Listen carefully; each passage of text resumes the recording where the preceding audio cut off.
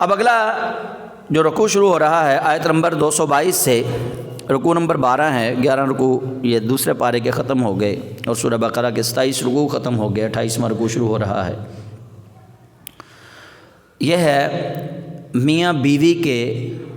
رشتے میں جو نشیب و فراز آتے ہیں ان کے بارے میں اس کے اندر احکامات ہیں۔ اور سب سے پہلا حکم جو ہے اور سب سے پہلی جو بات ہے وہ یہ ہے کہ صحابہ کرام علیہم الرضوان نبی کریم صلی اللہ علیہ وسلم کی بارگاہ اقدس میں حاضر ہوئے کہ یا رسول اللہ، ہم اپنی خواتین سے جمع کرتے ہیں، ہم بستری کرتے ہیں، ان کے حقوق ہم پورے کرتے ہیں، لیکن جب ان کے ایام مخصوصہ آ جاتے ہیں، ماہواری آ جاتی ہے، مینسز میں ہم کیا کریں؟ اللہ تعالیٰ نے جیسے صحابہ نے نبی کریم صلی اللہ علیہ وسلم سے سوال کیا، رب قدوس نے اسی ترتیب سے کہا کہ وَيَسْأَلُونَكَ عَنِ الْمَحِيضِ، وہ آپ صلی اللہ علیہ وسلم سے سوال کرتے ہیں حیض کے بارے میں۔ ایام مخصوصہ کے دوران خواتین سے ملاقات کے بارے میں، اپنی بیویوں سے ہم بستری کے بارے میں وہ آپ سے پوچھتے ہیں، حیض کے دنوں کے بارے میں۔ قُلْ هُوَ أَذًا، اللہ فرماتا ہے محبوب کریم آپ اپنے امتیوں سے کہہ دیجئے ہوا اذن، وہ گندگی ہے، وہ گندگی ہے۔ فَاعْتَزِلُوا النِّسَاءَ فِي الْمَحِيضِ، پس تم کنارہ کشی اختیار کرو اپنی خواتین سے حیض کے دنوں میں۔ اب حیض کے دن یہ ہر عورت کے مختلف ہیں، 3 دن سے لے کر 10 دن تک۔ تو یہ اللہ کریم جل جلالہ نے حکم نازل فرما دیا، فرمایا حیض کے دنوں میں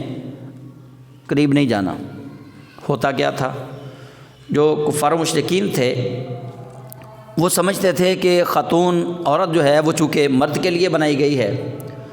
تو مرد عورت کو جس طرح مرضی استعمال کرے، اس کے ساتھ اس نے اپنا حق زوجیت ادا کرنا ہے، وہ آگے سے کرے پیچھے سے کرے، اور جب وہ ایام ماہواری آتے تو تب وہ عورت کو پیچھے سے استعمال کرنا شروع کر دیتے۔ تو کچھ لوگوں نے یہی سوال نبی کریم صلی اللہ علیہ وسلم سے کر دیا، یا رسول اللہ صلی اللہ علیہ وسلم ہم کیا کریں، ان دنوں میں ہمارے لیے کیا احکامات ہیں؟ تو رسول اکرم صلی اللہ علیہ وسلم پر اللہ کریم نے وہ احکامات پھر نازل فرمائے کہ محبوب کریم قل هو اذن، آپ انہیں کہہ دیجئے کہ ایام حیض کے دنوں میں، ماہواری کے دنوں میں جو قریب جاؤ گے وہ تو گندگی ہے، وہ تو ناپاکی ہے، وہ تو تکلیف دہ کام ہے۔ فَاعْتَزِلُوا النِّسَاءَ فِي الْمَحِيضِ، تو تم اپنی عورتوں سے حیض کے دنوں میں الگ رہو۔ وَلَا تَقْرَبُوهُنَّ حَتَّى يَطْهُرْنَ، اور نہ قریب جاؤ ان کے یہاں تک کہ وہ پاک ہو جائیں، یعنی ان ایام سے، ماہواری سے جب تک وہ پاک نہیں ہو جاتی تب تک اللہ کریم فرماتا ہے ان کے قریب نہ جاؤ۔ وَلَا تَقْرَبُوهُنَّ حَتَّى يَطْهُرْنَ۔ اچھا، اگلی آیت، اگلا جو جملہ ہے وہ ہے فَإِذَا تَطَهَّرْنَ، پس جب وہ خوب پاک ہو جائیں، فَآتُوهُنَّ مِنْ حَيْثُ أَمَرَكُمُ اللَّهُ، پھر تم آؤ ان کے پاس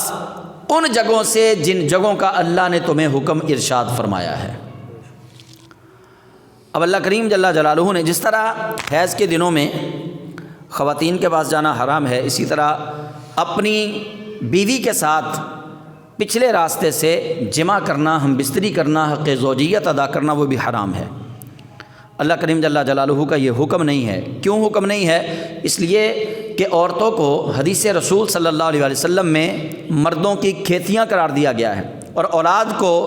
رزق قرار دیا گیا ہے۔ تو مرد اور عورت کا ملاپ جو ہے وہ قدرتی طریقہ، جس سے اللہ کریم جل جلالہ اولاد کو اللہ کریم جل جلالہ دنیا میں لاتا ہے، اللہ تعالیٰ نے ایک ذریعہ بنایا ہے ماں کو، تو وہی طریقہ جو ہے وہ سب سے بہترین طریقہ ہے جو اللہ اور اس کے رسول صلی اللہ علیہ وسلم نے ہمیں عطا فرمایا۔ تو فرمایا فَإِذَا تَطَهَّرْنَ فَآتُوهُنَّ مِنْ حَيْثُ أَمَرَكُمُ اللَّهُ، پھر جب وہ خوب پاک ہو جائیں تو ان کے پاس جاؤ جہاں سے تمہیں اللہ کریم نے حکم دیا ہے۔ إِنَّ اللَّهَ يُحِبُّ التَّوَّابِينَ، پس بے شک اللہ توبہ کرنے والوں کو بہت پسند فرماتا ہے۔ وَيُحِبُّ الْمُتَطَهِّرِينَ، اور پاکی پسند کرنے والوں کو، پاک رہنے والوں کو بھی اللہ بڑا پسند فرماتا ہے، یعنی وہ اللہ کے محبوب ہیں، اللہ ان سے محبت کرتا ہے جو توبہ کرتے ہیں اور جو پاکیزگی کو پسند کرتے ہیں۔ اگلی بات اللہ کریم فرماتا ہے نساؤکم حرث لکم، فرمایا تمہاری عورتیں تمہاری کھیتیاں ہیں۔ نساؤکم تمہاری عورتیں، حرث کھیتی ہے، لکم تمہاری کھیتیاں ہیں تمہاری، فآتوا حرثکم انا شئتم بس تم آؤ اپنی کھیتیوں میں جس طرح سے چاہو، وقدموا لانفسکم اور اپنے بھلے کا کام پہلے کرو۔ اچھا، یہ یہاں سے مستشرقین جو ہیں، یعنی دین اسلام کی تشریحات کو غلط پیش کرنے والے لوگ، ان کو کہتے ہیں مستشرقین، مغربی فکر کے حامل علماء۔ یہ جو آیت کا جملہ میں نے پڑھا کہ اللہ کریم فرماتا ہے نساؤکم حرث لکم، تمہاری خواتین تمہاری بیویاں تمہاری کھیتیاں ہیں، اور فأتوا حرثکم انا شئتم تم اپنی کھیتیوں میں آؤ جس طرح چاہو۔ یہاں سے وہ مغالطہ ڈالتے ہیں نوجوانوں کے دلوں میں۔ آج کل کے جو انگلش میڈیم پڑھے لکھے نوجوان ہیں ان کے دلوں میں مغالطہ ڈالنا چونکہ ایک بڑا آسان سا کام ہے، تو وہ کہتے ہیں دیکھو جی تمہارے اللہ نے کہا ہے کہ تمہاری عورتیں تمہاری کھیتیاں ہیں، تم کھیتیوں میں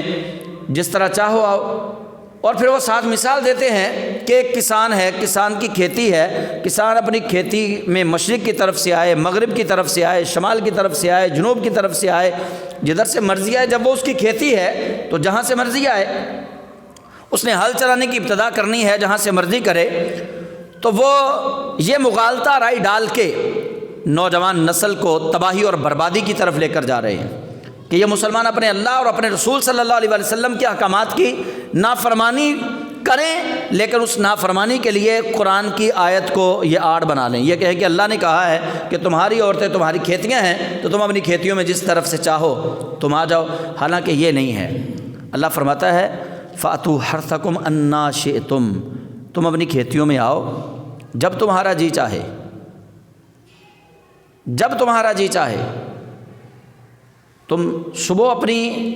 بیوی سے ہم بستری کرنا چاہتے ہو کر لو، اللہ نے نہیں روکا، دوپہر کو کرنا چاہو کر لو، اللہ نے نہیں روکا، رات کو کرنا چاہو اللہ نے نہیں روکا، سوائے روزے کی حالت میں یا احرام کی حالت میں، تو اللہ کریم نے روکا نہیں۔ اللہ فرماتا ہے جب چاہو آؤ۔ وقدموا لانفسکم، یہاں یہ بات کہہ دی گئی وقدموا لانفسکم، اور اپنی بھلائی کا کام پہلے کر لو۔ ہوتا یہ تھا، ہوا یہ کہ کچھ صحابہ وہ ان سے دیر ہوئی نماز میں، اپنی بیویوں کا حق زوجیت ادا کرتے ہوئے انہوں نے کہا کہ انہوں نے یہ سمجھا کہ شاید اگر ہم نماز میں گئے تو پھر ہم بستری کا خیال نہ آئے، جماع کا خیال نہ آئے، چونکہ وہ میں نے پچھلے جمعے بھی آپ لوگوں کو بتایا تھا کہ شروع میں جب کچھ صحابہ نئے مسلمان ہوئے تھے تب انہیں سارے احکامات کا پتہ نہیں تھا، تعلیم ان کی ابھی کمپلیٹ نہیں ہوئی تھی، وہ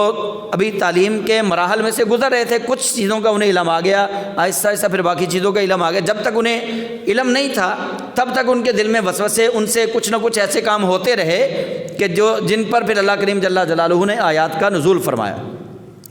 تو انہوں نے نماز کو مؤخر کر دیا، نماز کو لیٹ کر دیا۔ اللہ کریم جل جلالہ فرماتا ہے وقدموا لانفسکم، اپنی بھلائی کا کام پہلے کرو۔ اب دیکھنا یہ ہے کہ بھلائی کس میں ہے زیادہ، چونکہ یہ تو آپ سارے جانتے ہیں کہ بھلائی نماز کے اندر ہے،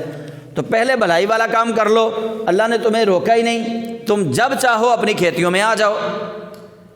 تو اس کا یہ مطلب تھا۔ لیکن مستشرقین نے، مغربی فکر کے حامل علماء نے اس کو نوجوانوں کو بگاڑنے کے لیے اس آیت کا استعمال، اس کی تشریح یوں غلط کی کہ اللہ تعالیٰ نے تو خود ہمیں حکم دیا ہے کہ تم جدھر سے بھی چاہو اپنی خواتین کی طرف آ جاؤ، تمہیں کوئی روکنے والا نہیں، حالانکہ فطرتی تقاضوں کے مطابق خواتین سے مردوں کو جو ملاپ ہے اسی کا حکم دیا گیا ہے۔ اور اللہ تعالیٰ اسی بارے میں فرما رہا ہے واتقوا اللہ، اللہ سے ڈرو، اللہ سے ڈرو، یعنی خواتین سے جو مرد اپنی بیوی سے ملاقات کرتا ہے وہ بات سمجھا کے بھی اللہ کریم فرما رہا ہے واتقوا اللہ، اللہ سے ڈرو، یعنی اس معاملے میں بھی ڈرنے کا حکم دیا گیا ہمیں کہ اس معاملے میں اللہ تعالیٰ سے ڈرنا ہے۔ کیسے ڈرنا ہے؟ ڈرنا یہ ہے کہ تمہاری بیوی کا حق جو ہے وہ فرض ہے وہ ادا کرو، لیکن یہ نہ ہو کہ تم اپنی خواہشات نفسانیہ کو پورا کرنے میں اتنا مگن ہو جاؤ کہ نہ تمہیں نماز کی فکر رہے، نہ تمہیں اذان کی فکر رہے، نہ تمہیں حدود اللہ کی فکر رہے، نہ تمہیں حدود الرسول کی فکر رہے۔ اپنی بیوی کے حقوق اور فرائض سارے ادا کر لو، لیکن اپنی بیوی کی محبت کو اللہ اور اس کے رسول صلی اللہ علیہ وسلم کی محبت کے آڑے نہیں آنے دینا۔ وقدموا لانفسکم، بھلائی والا کام جو ہے اس کو پہلے کرو، واتقوا اللہ، اللہ سے ڈرتے رہو، واعلموا انکم ملاقوہ، اور جان رکھو کہ تمہیں اللہ سے ملنا ہے، تمہاری اللہ سے ملاقات ہونی ہے، وبشر المؤمنین، اور بشارت ہے مومنوں کے لیے، اے محبوب بشر، آپ بشارت دے دیجئے مومنین کو، کس چیز کی؟ کہ مومنوں تمہاری ملاقات اللہ سے ہونی ہے۔